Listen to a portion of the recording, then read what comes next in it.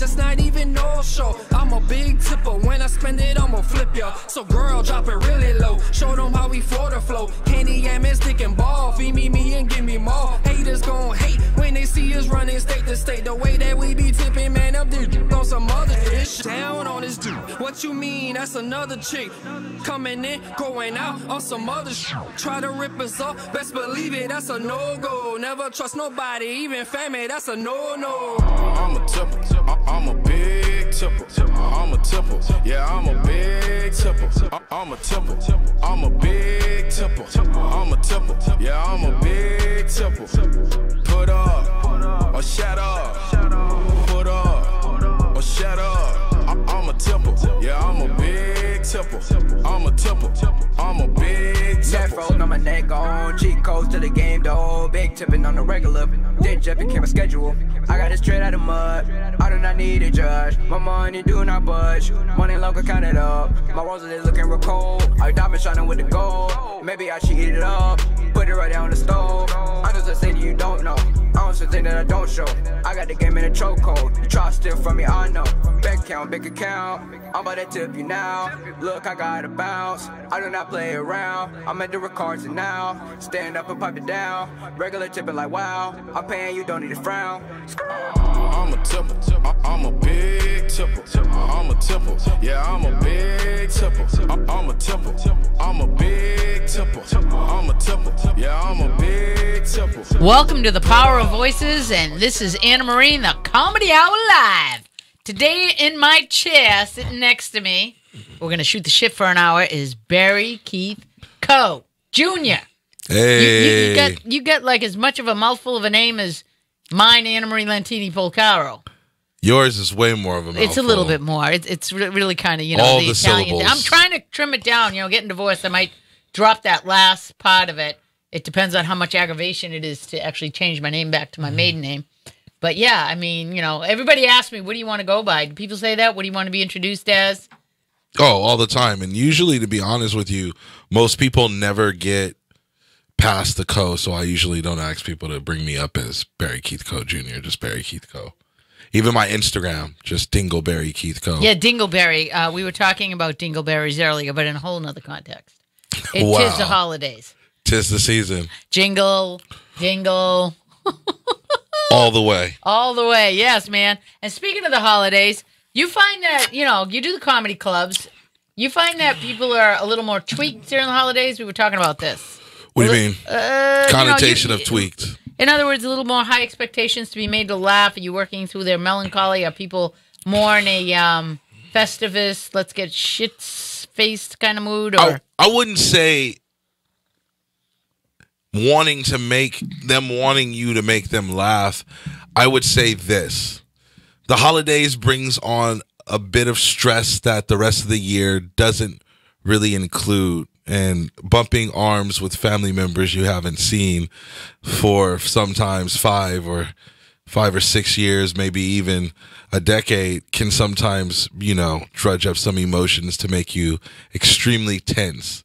And you can come across very aggressive. And it's just most people projecting from their own personal drama. Right.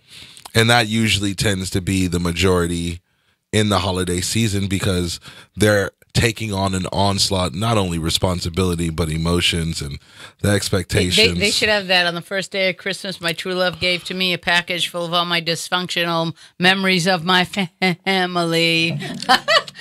Like, I've seen people walk out of clubs. Like, I was at the Improv the other day watching, I'm not going to say names, but I was at the Improv watching somebody on the main stage, and this real, audience member just got up and was just, hey, this guy's trash. I can't listen to him anymore. Wow. And it was like, the way she said it, was as if somebody spit and took a shit in their cereal. So he touched on something that was a little too close to home, and that's she interpreted that as and that's a just a spoken word. You can't cradle or cater to somebody else's baggage. They're gonna have to carry that on their own when they're in public, and that's not something that you can anticipate either as a comedian. You can't try to calculate somebody's reaction. That's the part of being live on stage, is That's what makes you feel alive. Right, and also not to like. And I'm not trying to say push the envelope with every single subject that you breach, but just try to. Oh, that was like the night that I was at the Laugh Factory, and the guy was doing a joke, and he actually made a joke as how they, it's a shame they failed in the was it the Armenian, what was it, the annihilation of the Armenians or something like that. I mean, he was hitting nerves left and right, and I was kind of like and I have to say this, he had people laughing on things that I would have said. And I did actually corner him afterwards, and I said, kudos to you, because, it really is something to watch comedians go out on a ledge that a lot of comedians could never get away with and actually get the laugh. That amazes me. That's a kind of like, whoa, I can't believe the stuff that you were saying, and yet people, and a white audience. I mean, that's the other thing, too, I noticed.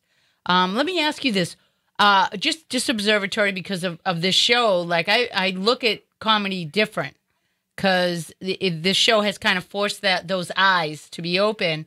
And what I notice and what my ears hear is like a lot of black comedians talk a lot about, they'll say white people. And, like when you've got 4 or 5, you white people, these white people, those white people, when white people. And one night I was there, and a comedian said, it seems a lot of people take offense that the term white people is used, so I'm just going to change it to some people.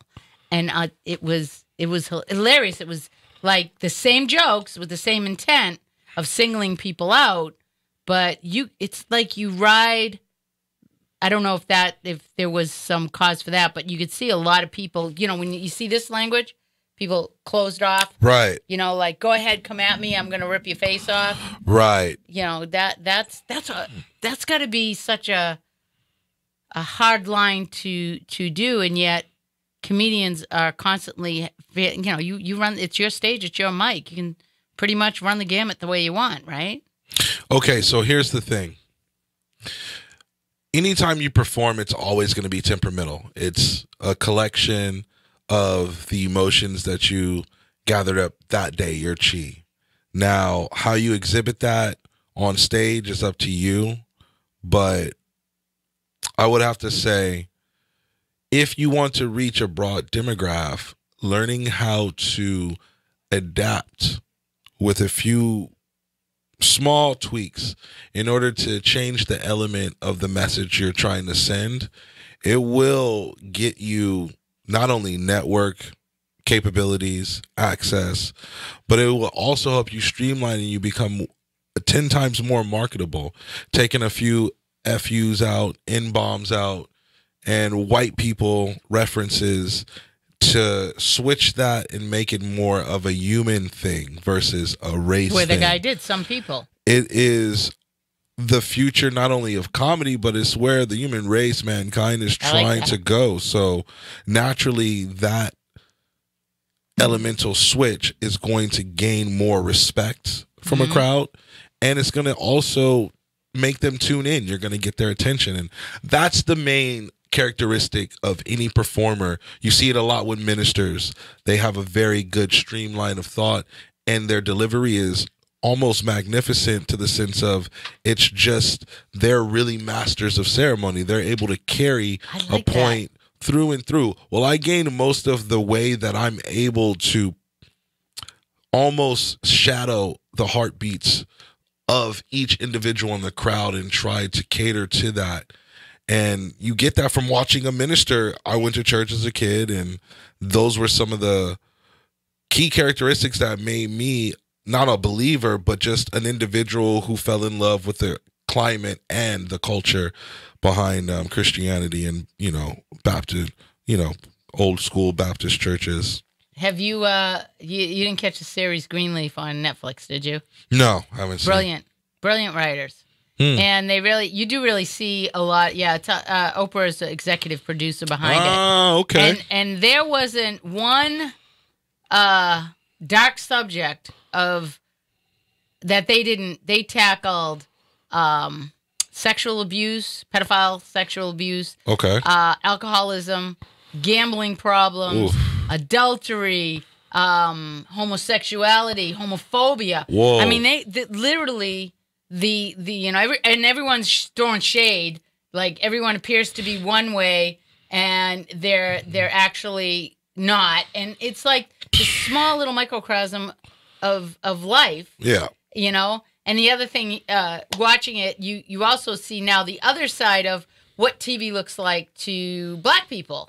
When you're a white person watching this, there's a few white people thrown in as, like if you watch white TV, the black guy's a cop, he's there's a doctor, maybe a school teacher, but it's predominantly white people, okay? And to watch this series, like my roommate, her and I were talking about it, and she said, you're probably used to seeing, the way that TV's usually done. Exactly. And I was like, it'd be nice, I mean, this takes place in a the church is the background. Right.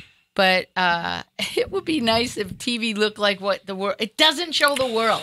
Well, the diversity isn't there, and that is something the new generation of storytellers is taking on as a priority cause.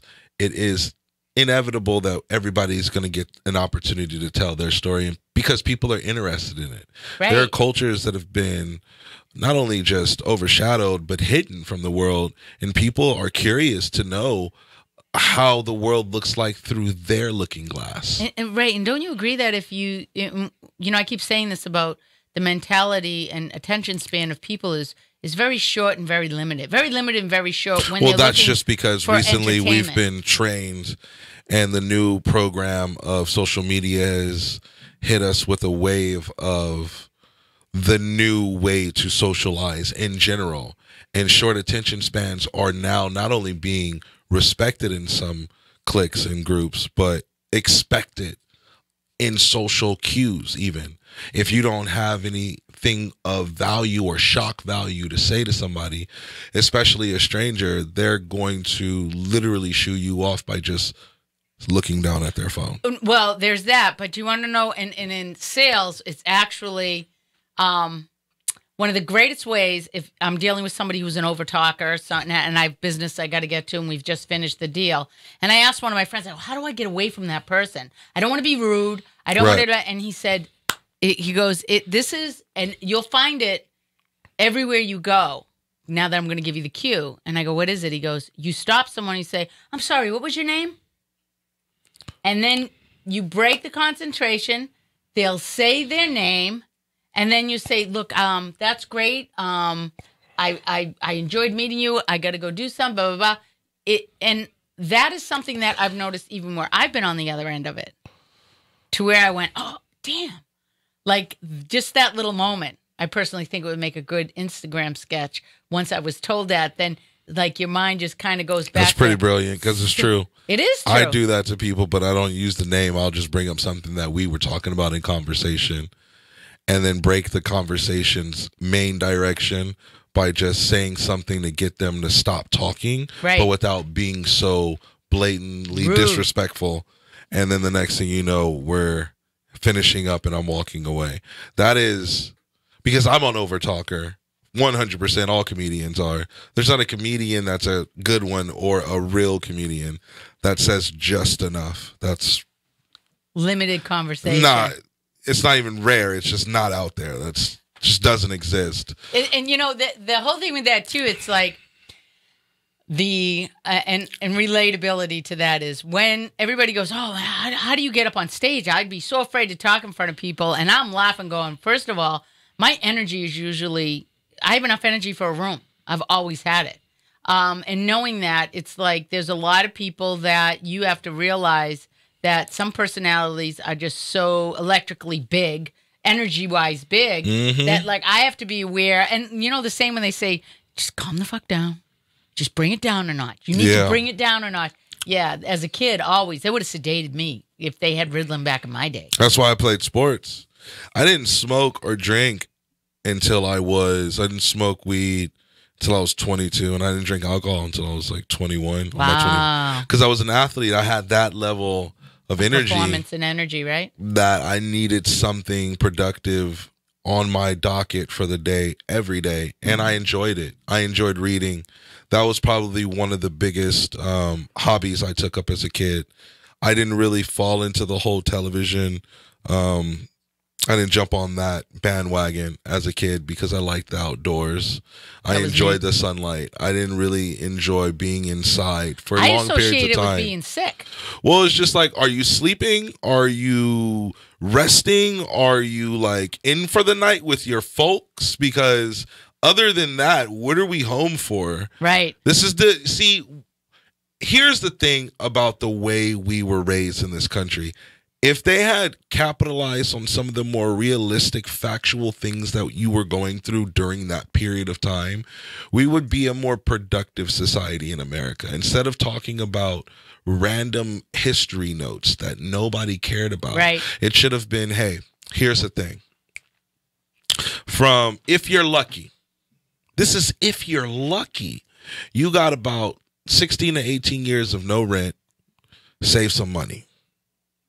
Get an education that is somewhat helpful, not only for you, but for your community, so you can give back. That's just the starter kit. That way, you'll always have a skill set that will give back and give to you. Oh, absolutely. Whether you're a mechanic, whether you're a carpenter, whether you're a barber, whether you're a doctor, whether you're a business owner that supplies people in your community with jobs, it would have given people the hope and the type of commitment to their community that would have made individuals speak up. That's the key word, community. I mean, that word in itself isn't used. Those schools, not in rich rooms. Right. Not in rooms where rich people talk, right. Unless they're trying to take over or dominate a community to turn it into something else.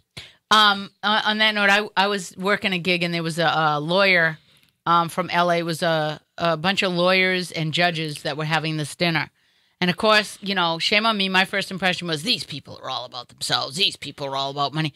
Well, one of the lawyers got up and he was talking about all the work that they're doing for the homeless and what they're up against, trying to get, you know, because they get citations that are handed to them. They go to court to get the citation off of them and trying to get them protective and back into the system. The system almost defaults itself.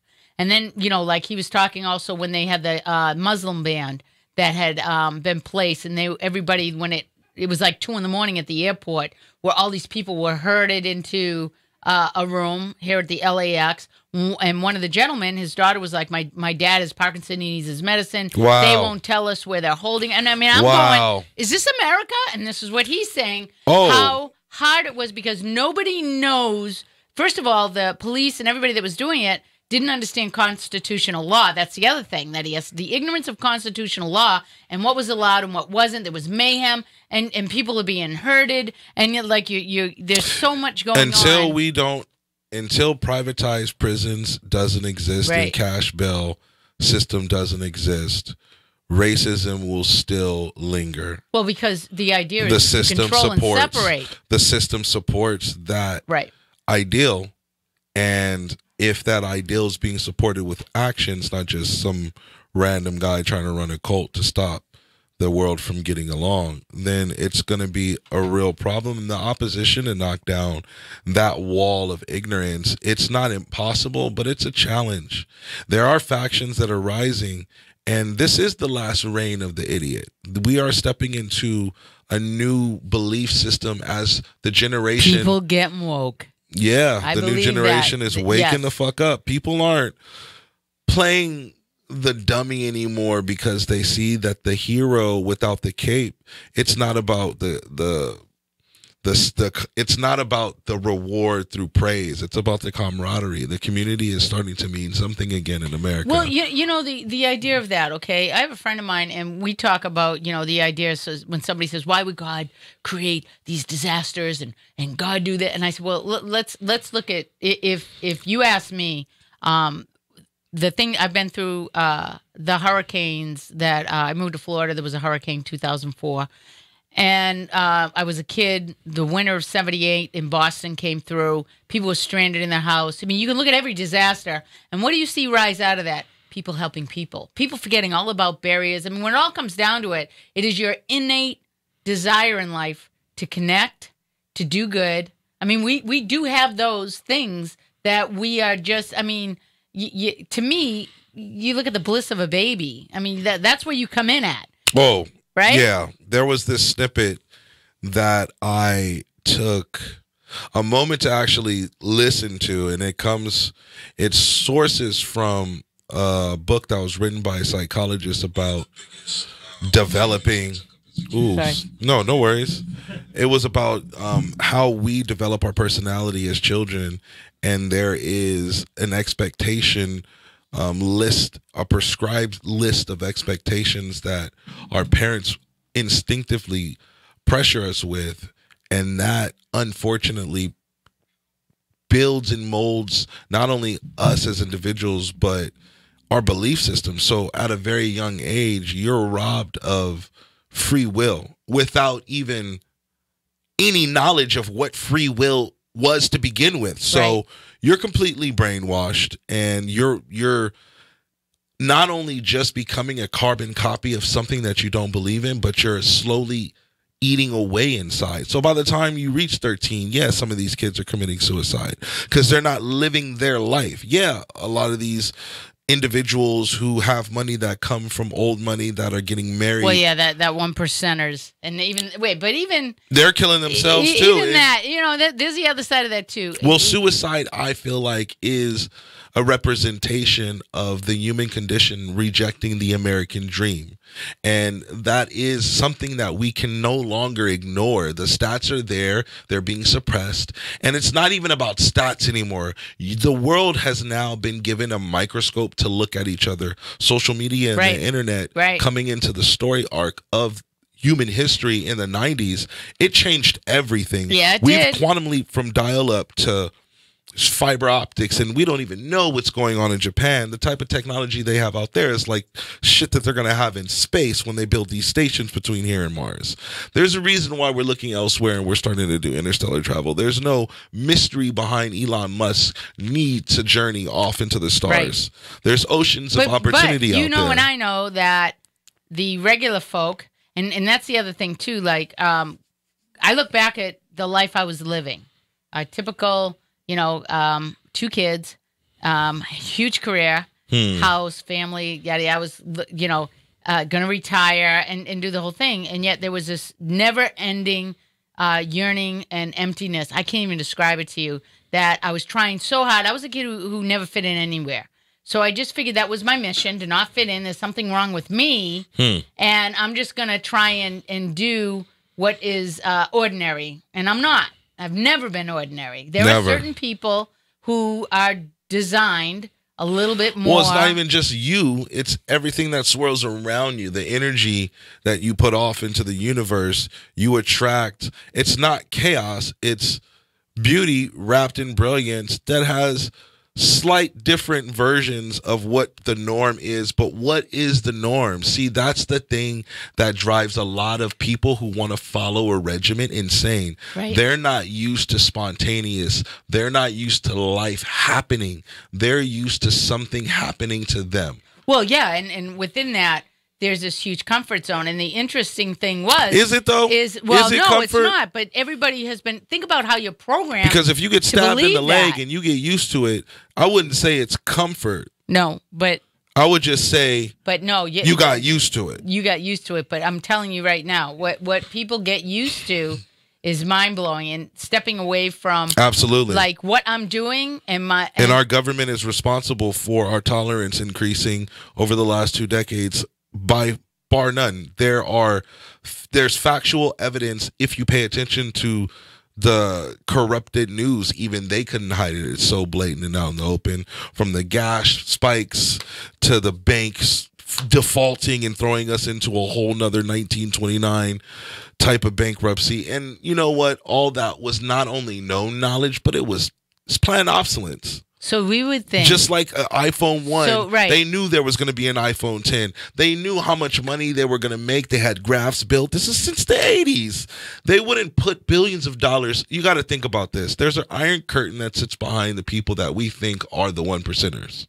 The 1%ers are just, it's like they're the model arc of what they want you to think, what they think. It is 100% smoke and mirrors. There are people that are assigned responsibilities based on the category in which their priority responsibility is. There's some people that are responsible for the population. There's some people who are responsible for the world in the climate control. There are some people that are responsible for how we're going to move into the future, interstellar travel. These families that are the factions that sit behind what really happens in the world. There's families that are old, that have been around for generations since the Bible was written. They're still here, and they have access to history that the world has become just 100% we don't know. And that popular knowledge has now become secret, and knowledge is power. And not having access to this knowledge has not only dampened the attention span of the common human being, but it's made them very vulnerable to any type of anything that sounds like it might be something they've never heard before. So we're completely susceptible now, very weak. And that's why individuals waking up, it is a catastrophe to these individuals that want to reign supreme and want to stay in control. And the other side of that too, you see when people get caught up in the small emotional stuff of trying to make a point without saying anything at all. I mean, people. That's going around a lot right now. I struggle with that because I won't engage. I feel that I'm on a much deeper, higher plane than most people. It's like, if you get away from all those details that are designed to keep you so busy, figuring out bullshit. And it's all bullshit, which, the other side of that too is I'm listening to the way your mind works. And all of that translates into probably brilliant comedy because already you've shown comedians have a knack for seeing things more detailed under a microscope anyways. We look at every situation. We're sitting and looking at something and already we see the humor in it, no matter how bad it is, my owning the phrase disaster to laughter. And that's what the art of comedy is. And, like the comedians that I've met, some are just goofy and, most people don't realize, but behind a lot of what comedians have are these incredible minds and depth. And I get the honor when everybody sits in this chair for an hour because I don't say, we're going to talk about this. Right. And I don't script anybody. Is you have the ability, most comedians will open up about who they are, the way they think, what they believe. And it's totally opposite and blows people's minds that have watched a show saying, that's not how I thought a comedian thought, like you walk around constantly with your big shoes and your red nose. Right. And that you're the guy that is funny 24/7. And yet, we all know that there's an enormously dark side to some comedians. This is a public service announcement for anybody who is a fan of comedy. Stop asking us to tell you jokes when we meet you. Isn't that fucked up? I mean, here's the thing. I'm not a machine, or I could have just found out my dad has cancer. True. But know how to wear the face of a lotto winner who just won $1 million. You'll never know because I'm not trying to push that energy on you out of respect for your presence. But do not put the pressure of whatever letdown you had right before I ran into you on me. And then I'm supposed to uplift you in that moment for your whole day. Well, right. Let me naturally do that if that's what's meant to happen. Right. And those are the best laughs anyways. Usually it's your energy levels. You'll see, when I go out, I see a lot of comedians. And they're not on stage and what have you. And a lot of people. I got jokes for people who ask me to do comedy and I don't even I'm not in the mood. Like usually if it's like random, oh man, tell me a joke. It's like, your mama's so fat she uses a toilet seat as a mouth guard. Just like I didn't want to say anything, so I'm going to talk about your mom. I'm sorry, but that is kind of funny. and so much of that is like being the funny person. Were you funny in high school? Yeah, I was. I'm actually a writer. Graduated from UCLA. Lost my legs for a little bit playing college football. Played at Fresno State for a season, but lost my grandmother in 2003. And my first year of school was like 2002. So by sophomore year, kind of just sports fell to the wayside for me. And I was always the smart kid. So elementary, I got my dad. He just always made sure I had a book in my hand. So I skipped 3 grades. Elementary, I went from kindergarten to 3rd grade, and I was always the smallest kid. And, by the time I got to high school, I, got out at 16 going on 17. And then I took some time off, ended up falling for a Persian Jewish girl from New York. And then, Darling. yeah, was with her for like 5 years, went to Israel, stayed in a kibbutz for a year through Birthright. Wow. She proposed to me. We were engaged. We're together for like 5.5 years. Nothing ever came of that. I just, I couldn't watch her go through having to choose between two worlds and having to be with me, but then isn't that like having to lie to her parents all the time. And, it was reducing the mentality of me stepping into my own manhood and my godhood, because I would feel like there was something off about me in general, not being good enough for them to step outside of their ignorance and move forward and just be happy that their daughter is with somebody that she feels safe with. I have to ask you, so with all the depth and knowledge in the way that you see the world, do you use that when you do your comedy? Are you delivering a message? Are you telling stories? Oh yeah, I got a new bit about layaway abortions. Right? I'm just trying to spread that good word. Like, fuck a plan B. You need the plan C. You need layaway abortions. If it was on a ballot, trust me, women would vote for it. Oh, probably. 100%. Oh, probably. Planned Parenthood access 24 hours a day. She's like, I know he did that right now. I can feel it. So then the dude drops $50, and then if it goes to collections, it's on him. Standard. But you got to bring him in, though. If you go on your own, I have to ask you. Yeah, there might be a reform, because women ain't gonna want to go into collections for abortions. Wait, are you single? Yeah. So let me ask you this, because I'm recently single. How single and happy? Yeah, with the happy-ish. With everything that's right. With everything that's out there that you can catch. And the way that you don't know, the way, LA seems like, if you're willing to throw a drive-through off your rear end, you're pretty much, that's the I had a girl recently tell me intimacy. that I'm on her rotation.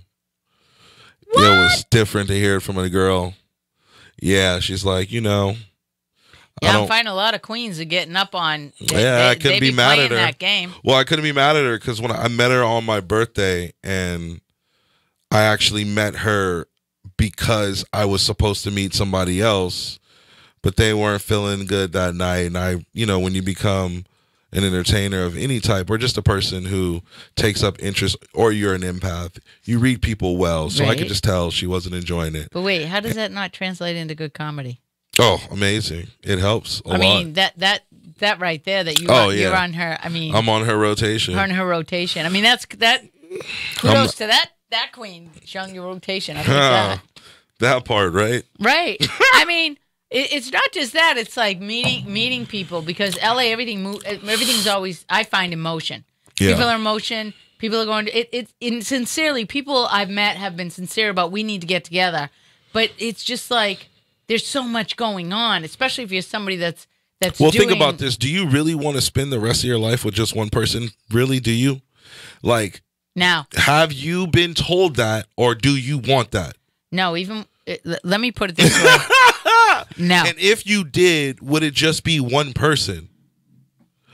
Yeah. No, because not just that. That's a fairy tale that I think a lot of people. Oh, I don't know about everybody being married and sister marriages and all that. I don't know, but I just know that it was saying. You talking about polygamy? No, that's always on the table. But with saying that, I'm just saying this. It's probably gonna be a few different versions of what you thought it was gonna be before you get to the version that really is you. Well, there's also the phases of your life are so different. Some people get it early. Mm-hmm. Some people are that fairy tale ideal homecoming queen, homecoming king couple, which my friend said they are super fucking. They're out there. I've seen them, but they are the exception. They are not the rule. No, they're the exception, and I think that's before your heart was corrupted. Because I mean, everybody. I have a bit about everybody after the age of 25 has definitely gathered up with at least one crazy ex. You have one crazy ex. Mine lit my apartment on fire. Oh, all of your exes. That would Damn. be. You can't see Lee, Wow. but Lee is talking about that. Hey, man, I thought it was karma from having sex with 4 virgins. Oh, Yeah, 4, like my first 4 girlfriends were virgins. So, isn't that a lot of pressure? I mean, not when you're. Is it ego or is it is it for a guy like, bitch gonna remember me for the rest of her life? I wasn't For even. the rest of her life. It kind of sucks in the beginning. Right. Well, but yeah, but there's that. You really want to know the truth. Yeah, well, I mean, I was a virgin once too, a couple of times. But anyway, Isn't the best experience. it was like, first of all, what's the big deal? What was the big deal? What was the big deal? I didn't see, all the drama of all that. And usually, Yeah. I'm sorry, but I think it's all overrated anyways. Even to this day. I ask It's women, connection. I ask, and that was the other thing. That's You have no idea. sex is a representation of the connection these people have made because you're sharing your body and your energy with this person, and that's the extremely energy, intimate. Yes. And we have watered that reality down until Really, we're there. right. And then now people are trying to isolate that moment with an app. They're Really? they're trying to literally light speed quantum leap past the foreplay of conversation and canoodling in public, everything that comes with just stimulating the mental aspect of being with someone. It has taken that mystery or just mystique away from dating. It's gone. Yeah, I'm telling you right now. I have to say that one of the horrific things about, first of all, being the energy that I'm at my age doesn't match what usually is sitting across from me that's close to my age. There was a gentleman that old school, he had an agenda. Talked about, the conversation usually goes, and I had commented on this, this is what he owns, this is what he did, this is how much money he made, how many women I had, and I'm looking at him like, does anybody find this interesting conversation? Well, I was going to ask you, how do you date normal people? Because you're a bright ball of light. How? Because I'm starting to find that not only can I not date people who don't like smoke weed, I'm not asking you to do coke and all that other shit, but can you just smoke a little weed and chill sometimes and like listen to an album or something? Yeah. Well, you got to remember, like, it's hard for me to date normal people with Right. corporate jobs because they are fucking boring. Yes, and that's the other thing. And I don't mean to say it just the way I said it, but there's actually no other way I can say it. They're boring. Right. And there is no spontaneity left in them. It's almost as if they traded it in to prioritize another characteristic that they felt would be more helpful True. in their journey. And then they complain about how, I'm not really outgoing, or, I got friends who are socially awkward, unfortunately. So many of them that they hide behind the blanket of their job and that security. I've only met one person that had an extraordinary mind, and that's the way I feel like I just want to cut somebody off within the first 3 sentences of a conversation, and I already know Just got to that smile and it's nod. just it's right. You just got to smile and nod. I've had met people. I'm the girl that you'd meet in a Starbucks and be like, oh my god, I can't believe I've been talking to you for 3 hours. Right. Life-altering conversation Right. is And it's they're a dime a energy. dozen nowadays because it's not as if they don't exist. Here's the thing. There are so many people that are out here that are thinking on this level, but they're not communicating because they get caught in the internet like rabbit hole. Sometimes you get stuck online. That becomes your job. Now you're a social media marketer, or, you're a digital artist, or you're something to do with bending over and looking at a screen all day. And then you lose the angst to socialize. It sucked out of you slowly. So now you just go out to a bar. You don't even invite your friends because you don't have the energy to look at a cell phone screen because it looks just like the damn computer screen you've been tirelessly staring at for the last 55 hours of your whole life. So you just sit there and you're just happy that Marvin Gaye came on and you didn't have to choose it on the fucking rock box. Well, and you're wait, just wait. like, all right, I got the perfect whiskey, and then those are your moments. But the other side of that too is I find it really really difficult because the whole thing of it is okay. First of all, I'm East Coast. I'm very sarcastic. My comfort zone is being funny. It's just naturally something that happens, And there's also the idea of, also protecting the fact that I get very intense and I can go like from the surface to Right. depth, and not everybody can handle that. Also, the fact that I forget when a man is looking at me. You have to I'm take looking into inside consideration out. that some of your strengths could, unfortunately, Deter a lot of. well, your strengths can sometimes make people feel insecure about their weaknesses. Some individuals whole who life. are overweight don't feel comfortable going to certain gyms because they're looking at people who are sculpted like, Greek gods, and they have an issue with figuring out how to visualize themselves taking that everyday, like, committed step in that direction, choice by choice, meal by meal, workout session by workout session. They can't actualize or break that down yet because they're not there yet. Right. And to see that could be off-putting. And in a conversation where energy is being shared, and the lack thereof of how important words and the weight they carry and the energy that sits behind them, that in itself not being a fundamental part of the way that we were raised and the way that we were influenced as children through school, it played a pivotal role in this perpetual cycle of just not giving a fuck towards each other. And that's why we're in this generation where people are comfortably rude to each other. It's becoming almost expected and accepted to just not give any fucks. And almost 9 times out of 10, when it comes back on you, you know why most people keep their mouth shut? Because they're doing the same thing. And they don't wake up until they get smacked with that same karmic blowback. And that's the reality that we're living out. That's why dating right now is going through a transformation period. We're probably going to fall into a new age of dating. Like this, have a kid when you're 33 shit is done. It's a bill. And if you're not living the life to support a child, people are going to look at you like, why did you have that? Because now we're going to get into the psyche behind a person who had a child and knew fundamentally they weren't prepared to. And financially, they weren't even an earshot away. Like, what were you thinking about? And that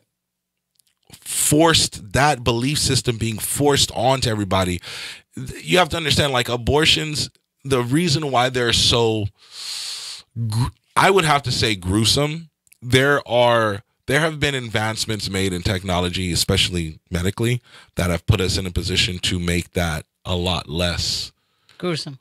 And on some future shit where you're like, whoa, I didn't even know we could, we're there. So a big part of the reason why that is still being practiced in that barbaric manner is because that forward thinking is being suppressed by the factions that still want control. And to not give somebody an opportunity to start their own legacy, that's slavery. You're stealing people. That's an interesting point. Hey, it's there. It's but real. It's every generation that came before us too. It's not even like I'm touching on a subject that people haven't been yammering on about for decades. It's really kind of funny. I have a longing when somebody leaves the conversation. The longing is that they at least had something to offer me as knowledge that I could use elsewhere. And right on. When you ask the right questions, as far as like what I'm most curious about, because people say, "What do you want to talk about?" I usually say everything, and that's the truth. And to have people, I've had people. A restaurant in Boston was a very high-end restaurant, and we used to get a lot of the hospitals, Mass General, all the big hospitals that were there, surgeons that were like the elite, and politicians would come in. The best of the sports teams would come in. Fascinating human beings, and they would come to the bar, and the bar is like a neutralizer. Give somebody a drink. They immediately get comfortable. You're standing in front of them. It's almost like being on stage. Right. But the conversations, I built my bar business because everybody commented on the conversation that we would start. And what I was great at was holding a conversation that eventually everybody wanted to be a part of. Well, when you're an empath, you usually touch on things that other people are subconsciously, having a tug of war with, and then a light bulb goes off. and instantly it becomes a domino effect that infects the whole room, and that vibe becomes so just phenomenal and electric that it could make any place that seemed average or ordinary extraordinary for that night or for that season or for that period of time. There was a event that I used to go to, very similar to the same reason that I stopped going and the reason why I was going, and you brought up a very key element that I feel is now being underestimated, which is the quality of events, the quality of conversation, the quality of the people that you surround yourself with. There was an event that I used to go to consistently at a hotel in Hollywood, and they host an event that's called Night Swim at the Hollywood Roosevelt Hotel. And I've been going since, like, I don't know, 2000, I want to say 12, maybe 2013. And it's an excellent event. You know, so many bigwig industry heads rub elbows there, just go hang out next to the pool. Gives you an opportunity to just kind of let your hair down and stuff. And it usually takes place in the summer. So it's fun.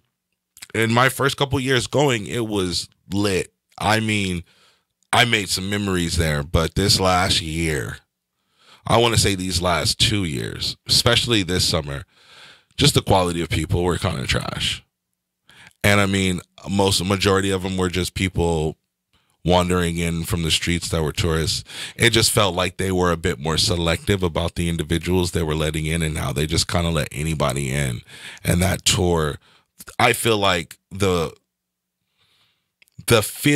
need to feel like this is a place you're going to miss out on something if you're not there. If you want to be there, it's gone. Right. And that's just, it happens. Right. The idea of being in, you know, some of the I've met some incredibly, from, let's say, economically, the fascination that I hear when I'm working some of the gigs that I do. I work for catering companies and some of these incredibly high-end bazillion-dollar clubs only. And you listen to the conversations and, you know, men, almost 9.9 out of 10 times, they're talking business. Right. They're talking business. They're talking investments. They're talking, and they're very intense. I can't remember what Warren Buffett said, the amount, but I read his book last year, and in an article in the Times, he said, "I don't get out of bed if it's not at least for a certain millions of right. worth of I don't even get out of bed." Right. And, you know, and it's like, but that's what drives him. That's how he's wired. That's how his mind. That's. I mean, what makes you think? What is it about him? Born just like you and I. He was given a version of the world that he can ascertain due to the time frame in which he was alive, when you could make money. And I don't knock him for finding a purpose, but that was a generation that wasn't as in tune as this one. True. Money is starting to become an expendable commodity, and the community is starting to become. Well, they want more experience. Well, that's what the factions that are in control want to keep spinning. That money is going to make the community when the community makes the community. And, you know, I just recently went from living very comfortably to living in the hood. And as I was getting ready to come here, I saw a group of Hispanic women walking down the street with candles doing Christmas caroling. And, you know, I moved into an area where there used to be blood on the concrete every night. Wow. And cops, the sirens were like Christmas ornaments in that neighborhood. My grandfather lived over there. And, you know, it's by USC. And now the gentrification, you know, has blanketed a couple of areas, and it's caused them to put a microscope on some of the elements that cater to crime. And it's less to worry about. I'm not saying it's worry free, but it's not white girl jogging down the street friendly yet. You know? Well, but it's getting it one day for sure. Now you can now I see that in that area. Like I can go, okay, one day. Whereas back in the 90s, it was like, there's always going to be a body dropping on that corner. And that was the stigma people got accustomed to, so they just always look down on him. Whereas the character of most people in the hood is quality gold, and they're grade A individuals. Like, I go into this market every day and get all types of nice fun stuff because they have a butcher there, and I just get my meat freshly cut, and it's nice, and the people there are nice, and my neighbors are nice. Whereas when I was on the west side, Well, they're more connected. up on the west side, you know, I can't walk outside and smoke a blunt. I got some random ass Asian chick coming out. Oh, I'm a realtor, and you know, you're fucking up my vibe. And it's like, I don't even know who you are. I'm just out here trying to get faded. Like, why can't I just be a human being and live my life right now? That's like, damn, that why element. is your life my life now My for life. this 15-second interval that we're crossing? Like, really, Did fam? you talk about that on stage? Absolutely. That's actually quite hilarious. The everyday situations. Come on. And it really is. It's like there's humor because wherever there's people, there's humor in the human. What do they call it? I talk about what happens in my life. I Right. mean, Well, a lot of comedians do. the good ones. Right. You know, in knowing your truth. I mean, for me, you know, I'll be doing December 29th. I'm gonna plug myself here. Hey. Nancy Bellany's got me going up at the Ice House. Come check out your girl. And yeah, I mean, you know, it's like, well, what are you going to talk about? Once from learning from you guys, it's like you tell your story. It's funny. And that's where comedy has evolved. See, Richard Pryor was the prototypical comedian Just for this had his generation. birthday, yep. He was a conversationalist, an extraordinary one at that. He can hold the attention of the room with the timbre of his voice. I have that kind of voice where just when I start speaking, people listen because of the tone of my voice. It's got And- the bass. Got the bass. But no, but it's not just that. I mean, you have to offer something. No, this is what I'm saying. The energy that he gave was so raw. When people, and everybody can, it's like we're human lie detectors because we're fucking human. So when you see somebody on stage rehearsing some shit that they don't even really look like they want to say, you lose interest, even though you're looking in their general direction, but they're not really on your mind. They're just playing with the empty spaces in your mind right now because nothing else is filling it up. So when you have something to offer that actually competes against that regular mundane way of carrying your mind through the day, it involves greatness. And you're always going to remember that because it's a legendary like quality. And now you're seeing comedians step into that.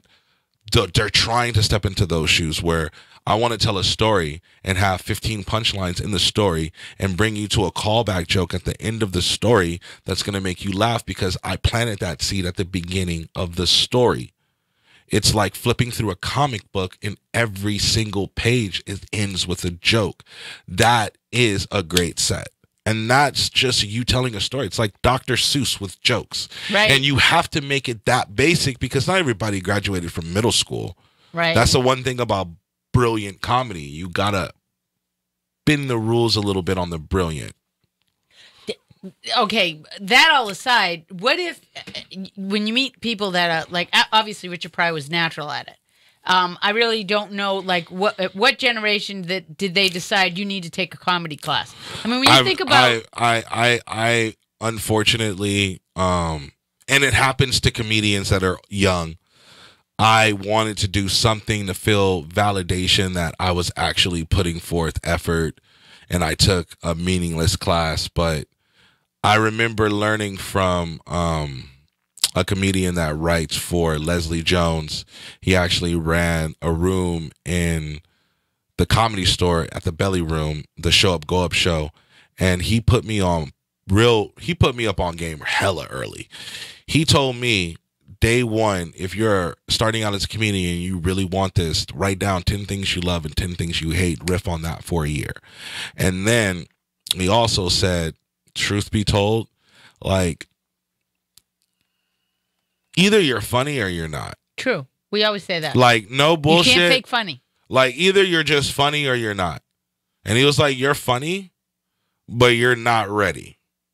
And it wasn't a diss. It was just reality. Mm-hmm. It was like, and that's why I didn't take a break from comedy. I just stepped back from going to the clubs. After that, I was like, oh, I'm going to take like at least 2 years, and I'm going to grind. I'm going to hit mics. I'm going to get on shows. And that's what I've been doing. And now I'm finally starting to rear my naked little head into the comedy club scene. And I'm getting accepted because now I've actually earned my own validation. When you do well in comedy, it's not about that one time you did well. It's about duplicating it. Right. It's good. Right. Everybody can have that one cool moment, but like, can you do it again though, fam? Yeah, I asked somebody that. I go, so what do you think, if I, doing comedy, and the response was, well, that's great, but can you do it repeatedly? I mean, because that's going to be the difference between you getting paid and you just being somebody that had a good set last week. Right. Like, yeah, you'd had a good set. The other side like, of I won that a too roast is battle last week, and like, all right, cool. You won a roast battle that wasn't aired on Comedy Central, that was in the Belly Room, and like 5 A-lister comedians saw you, but like, did they offer you a gig for them writing jokes? Did they offer you to feature for them at a club? Are they even a cell phone in your phone book? Like, what happens? Well, I know that. You know what? Then ask yourself, what's on your list of things you think you need to do? And if those aren't some of them, aim higher. Like, you don't get anywhere closing your mouth. Closed mouths don't get fed. That's an old saying, and it's old because it's still true. And you know what? Shoot your fucking shot. Stop being a pussy. No offense intended to women. No, because you guys got to remember that's one of the strongest things in the world is a pussy. It just cracks me up that they use that I know, right? Wussy, not wussy. Stop being a coward. That's a coward. That's very true. You stop being a coward and then telling yourself that it's somebody else's fault for the malnutrition. Those are the excuses people tell themselves for the malnutrition to your soul. Right, to not step into their greatness. I really do believe that, and that's why I don't really talk about certain things with certain people because they're only going to answer you from their own limitations and their own fears. You're definitely limited by your own experiences, right. And that should humble people before they open their mouth. But and I'm really psyched. My girlfriend Nancy Bellany is going to be opening at the Savoy tomorrow night. Oh, nice! Yeah, I know that spot. She's really thrilled. Shout out to Nancy Bellamy. Yes. She put me on a couple of her shows in my second year. Good looking out. Yeah, and I also want you to tell people where you're going to be as we close this show out. I got you know what? I have a Christmas charity show that I'm doing for the Children's Hospital. It's a toy drive on the 15th of December at SKR Studios. You guys can check on my Instagram. Flyers will be up within the next couple of days. I also have a show at the Haha Comedy Club that same night that I'm hosting at 7 p.m. I have a few A-lister comedians on that as well. Follow me on Instagram at Dingleberry Keith Co. And you can follow me also on Twitter at You Talk Way Too Much 2, as in the letter, not the number 2, not the letters. And you can also catch me at the Westside Comedy Theater December 20th at 11 p.m. Yeah, it's been a fun ride recently. I've had an opportunity to start hosting my own comedy show called the Insufficient Funds Comedy Show. We got a couple of venues that we are currently looking at. One of them is across the street from Paramount. Another one of them is the Belly Room at the Comedy Store, and then also the patio of the Haha, and that's the show that I'm going to be hosting. Damn. Yeah, I'm going to be hosting it with shout out to CJ Kelly, the real CJ Kelly. Follow him on Instagram at the real CJ Kelly. He's going to be helping me host that show. A couple things that I got going on right now, crazy but true. I still can't believe it. I got booked for a feature, a small role, speaking role for next year. We start shooting in the spring, and I booked it off awesome. my stand-up. I randomly one day was cleaning out my emails. I was about maybe 3 to 4 days. The email was 3 to 4 days old. A producer contacted me through a random friend of mine that was a comedian and said, hey, this guy was asking about you after your set and you just bolted because you had another show and he wanted to work with you. And truth be told, it's crazy because sometimes you'll do stuff and you won't really be in the mood. I just got asked to become a staff writer for an Adult Swim cartoon as well, and it was a show that I didn't want to perform at. And when I was done performing, I did pretty good. So the guy who runs the show approached me, was like, hey man, are you interested? I know you said you're a writer and you got graphic novels, because I'm launching my own comic book label. Like this is like, I got 13 different graphic novels. I need a whole nother hour to talk to this guy. Yeah. I gotta wind it down. I gotta end it. You're good. I'm gonna tell you right now, guys, tune in next week. I got Stoner Rob coming on. Hey. And you guys enjoy your week, and I'll see you out there. Take it out. Yahweh Poetic, Big Tipper. I got it straight out of mud. I do not need a judge. My money do not budge. Money local, count it up. My roses is looking real cold. I diamond shining with the gold. Maybe I cheated it up. Put it right there on the stove. I'm just a thing you don't know. I'm just a thing that I don't show. I got the game in a chokehold.